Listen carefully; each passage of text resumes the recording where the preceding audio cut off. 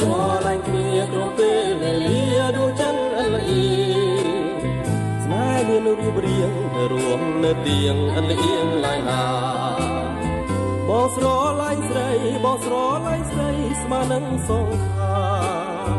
ចិនយើងប្រាថ្នារំរួងស្នេហាអស់មួយជីវិត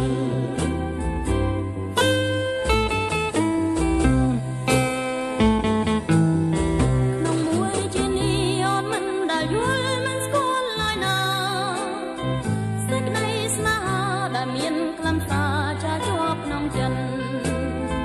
អើចេះស្រឡាញ់អើចេះស្រឡាញ់អើចេះអានន្ទនេះឬស្នេហ៍ពិនក្នុងមួយជីវិតនំទៅតែដឹង